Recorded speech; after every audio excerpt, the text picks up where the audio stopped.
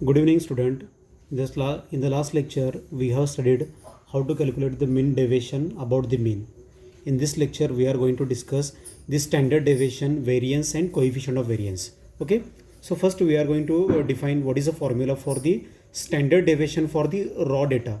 In the last lecture, we have also derived a mean deviation for the raw data in the similar manner or in the similar fashion. We are going to derive standard deviation for the raw data. You can observe the standard deviation is denoted by sigma. This is called the sigma. ह्याला sigma म्हणतो आपण. ह्याचा formula काय? Square root of summation x I minus x bar square divided by n. आणि ही जी total quantity आहे हे square रूटमध्येच आहे. ठीक आहे. हा डिवायडेड बाय एन जो आहे हा सुद्धा स्क्वेअर रूटमध्येच आहे. म्हणजे हा टोटल क्वांटिटीला स्क्वेअर रूट आहे. ठीक आहे. ना this formula is for the raw data. Raw data म्हणजे काय? इथं फ्रिक्वेन्सी आपल्याला प्रोव्हाइड करून दिलं नसणार आहे. ठीक आहे. And the second formula for the standard deviation, and it is for the group data, means here the frequencies are provided.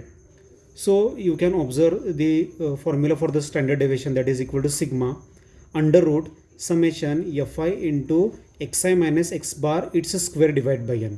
Now what is the difference between these two formulas? Here the frequencies is provided, that's why this formula is derived as summation of fi into xi minus x bar square divided by n. Okay, so this is standard deviation. बघा इथं आपल्याला standard deviation find out करायचं आहे frequency दिल्या असताना आणि without frequency दिली असेल, जसं आपण मीन डेव्हिएशनमध्ये पण फाइंड आउट केले. ओके. सेकंड डेफिनेशन काय? Variance. Variance is nothing but the square of standard deviation. म्हणजे स्टँडर्ड डेव्हिएशन जे तुम्ही फाइंड आउट करता त्याचा स्क्वेअर जर केला तर तुम्हाला काय मिळणार आहे? व्हेरियन्स. म्हणजे व्हेरियन्सचा फॉर्म्युला काय झाला? It is the square of standard deviation. And finally we are going to define the last formula for the coefficient of variation. This is short form मध्ये आपण त्याला सी इंटू व्ही असं denote करणार आहोत. C v म्हणजेच काय? Coefficient of variation. तर हे आपण बरेच पुढं व्हिडिओमध्ये जिथं आपण सी व्ही यूज करणार आहे. सी व्ही म्हणजेच कोइफिशियंट ऑफ व्हेरिएशन. ह्याचा फॉर्म्युला काय? Sigma divided by x bar into 100. म्हणजे सिग्मा म्हणजे काय? Standard deviation. हा एक्स बार म्हणजे मीन इंटू 100. ह्या दोघांचं डिव्हिजन घेणार आहे. जो डिव्हिजन येणार आहे त्याला 100ने मल्टिप्लाय करणार आहोत. ठीक आहे. तो आपल्याला काय देणार? C v. हा सी व्ही फार इम्पॉर्टंट आहे. पुढे जाऊन आपण दोन कंपनीमध्ये कंपॅरिझन करणार आहोत किंवा दोन प्लेयर्समध्ये कंपॅरिझन करणार आहोत. तिथं कुठला प्लेअर किंवा कुठली कंपनी ही जास्त कन्सिस्टंट आहे हे आपण फाइंड आउट करणार आहे. त्या केसमध्ये आपल्याला कोइफिशियंट ऑफ व्हेरिएशन लागणार. ठीक आहे. आपण एक एक्झाम्पल बघूया की ज्यामध्ये standard deviation, variance and coefficient of variance आपल्याला फाइंड आउट करायचं. ठीक आहे. हा एक्झाम्पल आहे. Calculate the mean, standard deviation, variance and coefficient of variation of the following data. असे क्वेश्चन्स हे 6 मार्काला विचारतात की ज्यामध्ये स्टँडर्ड डेव्हिएशन विचारलं आहे, व्हेरियन्स विचारलं आहे आणि कोइफिशियंट ऑफ व्हेरियन्स विचारलं आहे. ठीक आहे. तुम्ही क्वेश्चन पेपर जर बघितला असेल तर असे क्वेश्चन 6 मार्काला विचारतात. ओके. तर बघा इथं क्लास इंटरवल्स दिलेले आहेत. 0 to 10, 10 to 20, 20 to 30, 30 to 40, 40 to 50 and their corresponding frequencies are given to you. Okay. तर बघा आपला स्टँडर्ड डेव्हिएशनचा हा फॉर्म्युला आहे. ठीक आहे. तुम्ही तर वर जर स्टँडर्ड डेव्हिएशनचा फॉर्म्युला जर बघितलात तर फॉर्म्युला काय आहे? Summation fi into X I minus x bar square divide by n. हा आपल्याला फॉर्म्युला सिम्प्लिफाय करण्यासाठी टेबल्समध्ये कोणते कोणते एंट्रीज घ्यायचे आहेत ते आपण बघूयात. ठीक आहे. तर बघा इथं आपल्याला एक्स बार लागणार आहे. एक्स बार लागणार आहे म्हणजे आपल्याला आधी क्लास इंटरवलचे मिड व्हॅल्यूज फाइंड आउट करायचे, म्हणजे एक्स आय फाइंड आउट करायचं आहे. आपल्याला परत काय करायचं आहे? एक्स आयमधून एक्स बार मायनस करायचा आहे, तो एक कॉलम असणार आहे. एक्स आय मायनस एक्स बारचा स्क्वेअर हवा आहे, तो एक कॉलम असणार आहे. आणि एक्स आय मायनस एक्स बारच्या स्क्वेअरला fi मल्टिप्लाय करणार आहे, मग हा एक कॉलम असणार आहे. ठीक आहे. तर कॉलम्स बघत आपण कोणते कोणते असणार आहेत. बघा हे क्लास इंटरवल्स आणि फ्रिक्वेन्सी हे आपल्याला दिलेलं आहे एक्झाम्पलमध्ये. आपल्याला एक्स आय लागणार आहे. एक्स आय आपण कसं फाइंड आउट करतो आहे? X I is the mid values of this class intervals. हे जे क्लास इंटरवल्स दिलेले आहेत हे सगळ्यांचे मिड व्हॅल्यूज आहेत एक्स आयज. ओके. नंतर आपल्याला एक्स बार काढण्यासाठी आपल्याला एक्स आय आणि एफ आयचं मल्टिप्लिकेशन लागणार आहे, म्हणून मी अजून एक कॉलम घेतला आहे एक्स आय एफ आय. हा एक्स आय एफ आय आपल्याला काय देणार आहे? एक्स बार देणार आहे. पुढं मी काय करणार आहे? एक्स बार काढल्यानंतर एक्स बार एक्स आयच्या प्रत्येक क्वांटिटीमधून हा एक्स बार मायनस करणार आहे. पुढं मला एक्स आय मायनस एक्स बारचा स्क्वेअर लागणार आहे. मी इथं जे एंट्रीज येणार आहे जर मी तिथं स्क्वेअर करणार आहे. ठीक आहे. हा कॉलम नेहमी पॉझिटिव्ह असणार आहे because square of any term is always positive. इथं समजा एखादी निगेटिव्ह क्वांटिटी आली त्याचा स्क्वेअर केला तर पॉझिटिव्ह येतं, हे लक्षात ठेवा. म्हणजे हा कॉलम तुम्हाला नेहमी पॉझिटिव्ह मिळणार आहे. पुढचा column fi into X I minus X बारचा स्क्वेअर. म्हणजे इथं ज्या एंट्रीज येणार आहेत त्या एंट्रीला आपण कशाने मल्टिप्लाय करणार आहे? fi ना. बघा एफ आयच्या कॉलमने आपण मल्टिप्लाय करणार आहे. इथला फर्स्ट एलिमेंट, हा फर्स्ट एलिमेंट, इथला लास्ट एलिमेंट आणि हा लास्ट एलिमेंट इथं मल्टिप्लिकेशनमध्ये आपण राईट डाऊन करणार आहे आणि या सगळ्यांची ॲडिशन आपण इथं घेणार आहे. ठीक आहे. आता आपण 1 by 1 बघूया. ओके. आता बघा इथं ऑलरेडी मी एक्स बार फाइंड आउट करून ठेवलेला आहे ऑलरेडी, कारण आपण मीन डेव्हिएशनच्या एक्झाम्पलमध्ये एक्स बार फाइंड आउट केलं आहे. ओके, तर एक्स बार फाइंड आउट करण्याचा फॉर्म्युला काय, summation x i f i divided by n. बघा एक्साइज आपण काढलं आहे, हे जे क्लास इंटरवल आहेत 0 to 10, मिड व्हॅल्यूज काय येणार 0 + 10 जर केलं तर 10 divided by 2 that is a 5. The length of each class interval is 10, so we are going to add this quantity to plus 10. ह्या क्वांटिटीमध्ये आपण प्लस 10 करणार आहे, so it gives 15. So add 10 to this quantity that gives you 25. ह्यामध्ये 10 add करा 35, ह्यामध्ये 10 add करा 45. आपण लास्ट लेक्चरला पण बघितलं आहे. इथं x sign to F I सांगितलं, म्हणजे एक्स साइन एफ आय ह्या दोघांचं मल्टिप्लिकेशन घ्यायचं आहे. 3 × 5 15, 5 × 15 75, 8 × 25 that is 200, 3 × 35 that is 105, 1 × 45 that is 45. आपल्याला सगळ्यांचा सम लागणार आहे, कारण फॉर्म्युला कसा आहे summation x i f I. ह्याचं मिनिंग काय, समेशन मीन्स वॉट, आपण सगळं ॲडअप करणार आहे. हे सगळं जर ॲड केलं तर 440 येईल, तुम्ही ॲड करून बघा. N means what, addition of all the frequencies. ठीक आहे, हे सगळे फ्रिक्वेन्सीज ॲड केल्यानंतर एन इज इक्वल टू 20 येईल.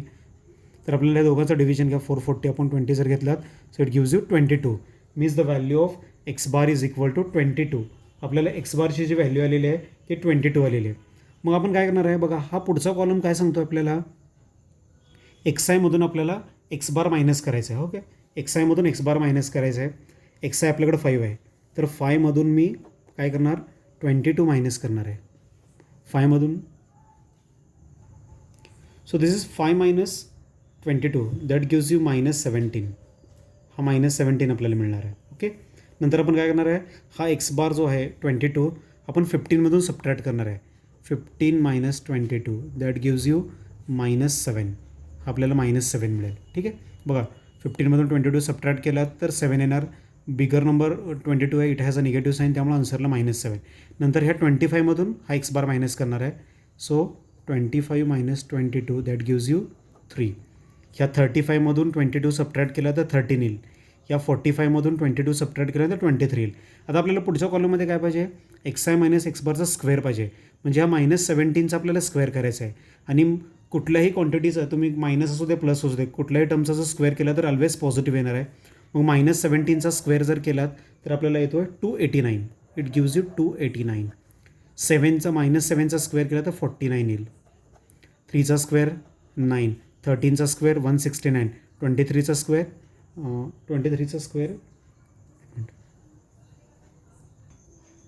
बघा इथं थोडीशी आपली मिस्टेक झालेली आहे. 23चा स्क्वेअर केल्यानंतर 529 येतं, मी 625 लिहिलं आहे. 625 हा 25चा स्क्वेअर आहे. ओके, याला मी कट करतो आहे. सो 23चा स्क्वेअर 529 येणार. ठीक आहे, ठीक आहे. आता बघा पुढचा कॉलम काय आपला, F I into X I minus x bar square. तर एक्स आय मायनस एक्स बारचा स्क्वेअर जे काढला त्याला कशाने मल्टिप्लाय करणार आपण, एफ आयनं मल्टिप्लाय करणार आहोत. ठीक आहे, सो 289 इंटू जर 3 जर केलात तर इट गिव्ज यू 867. हे तुम्ही करून बघू शकता. ठीक आहे, मी डायरेक्ट कॅल्क्युलेट करतो आहे.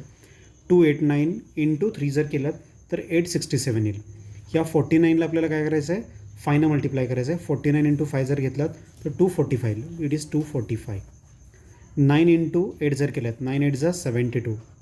ओके, सिमिलरली 169 इंटू 3 जर केलात तर 507 येईल.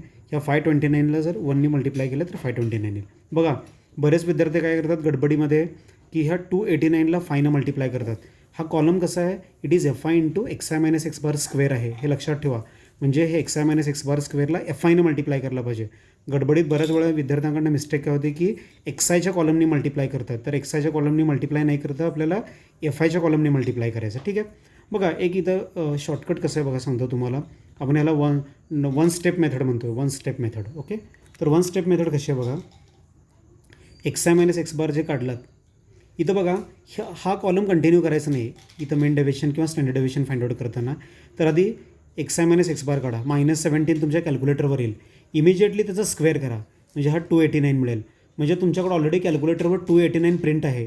त्या 289ला काय करा, कशाने मल्टिप्लाय करायचं आहे, एफ आयनं मल्टिप्लाय करायचं आहे. या 289ला लगेचच तुम्ही काय करा 3नं मल्टिप्लाय करा.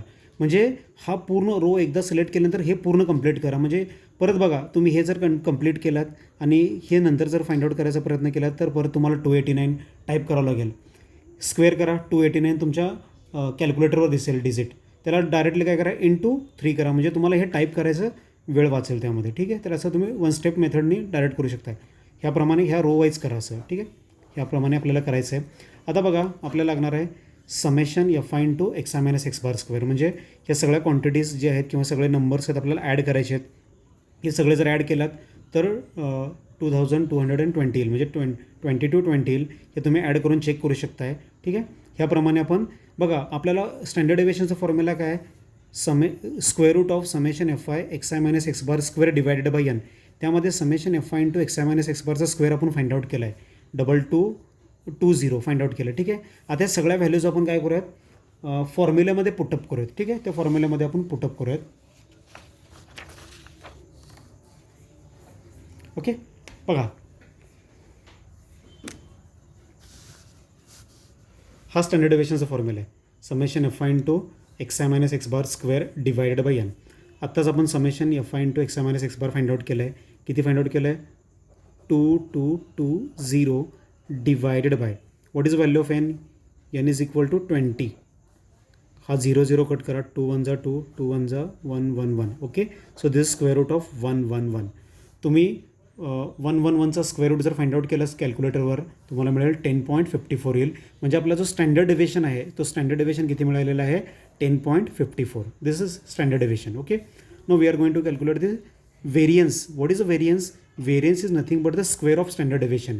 म्हणजे जो स्टँडर्ड डेव्हिएशन मिळालेला आहे त्याचा स्क्वेअर करा. त्याचा स्क्वेअर केल्यानंतर तुम्हाला काय मिळणार आहे, व्हेरियन्स मिळणार आहे. तर 10.54चा स्क्वेअर करा. म्हणजे तुम्हाला बघा आपण स्क्वेअर रूट काढून हा नंबर काढला, म्हणजे ह्याचा जर स्क्वेअर केला तर अप्रॉक्सिमेटली आपल्याला 111 मिळेल. ठीक आहे, कारण ह्याचा स्क्वेअर रूट काढून हे काढलं ना, मग ह्याचा स्क्वेअर केल्यानंतर हा रूटमधलाच नंबर तुम्हाला मिळेल, किंवा त्याचा स्क्वेअर जर करून बघितलात तर ह्याच्या जवळपास येईल. So the variance is equal to 111. ठीक आहे, now finally we are going to calculate the coefficient of variance. Okay, coefficient of व्हेरियन्सचा फॉर्म्युला काय, sigma upon X bar into 100. Okay, सिग्माची व्हॅल्यू आपण काढलं 10.54, इथं पुट करा. एक्स बार आपण ऑलरेडी फाइंड आउट केलं 22 इंटू 100. या दोघांचा डिव्हिजन जर घेतलात तर 0.4790 येईल. इंटू 100 जर केला तर it is 47.90. So this is the coefficient of variance. In this way we have calculated the standard deviance, variance and coefficient of variance. ठीक आहे, तर बघा इथं सगळ्यात महत्त्वाचं मीन आहे. मीन जर व्यवस्थित आला तर स्टँडर्ड डेव्हिएशन व्यवस्थित येणार आहे. स्टँडर्ड डेव्हिएशन जर करेक्ट आला व्हेरियन्स करेक्ट येणार आहे. आणि परत स्टँडर्ड डेव्हिएशन जर करेक्ट आला, मीन जर करेक्ट आला तरच कोएफिशियंट ऑफ व्हेरिएशन हे करेक्ट येणार आहे. मीन्स हे सगळे इंटरलिंकिंग आहेत. एक जर व्हॅल्यू जर टेबलसुद्धा एक व्हॅल्यू जर तुमची चुकत असेल तर पूर्ण सगळे एंट्रीज हे चुकणार आहेत, हे लक्षात ठेवा. In this way we have concluded how to find the standard deviation, variance and coefficient of variance. Now there are 2 examples for your homework. Okay, एक मिनिट मी नीट तुम्हाला प्रोजेक्ट करून दाखवतो.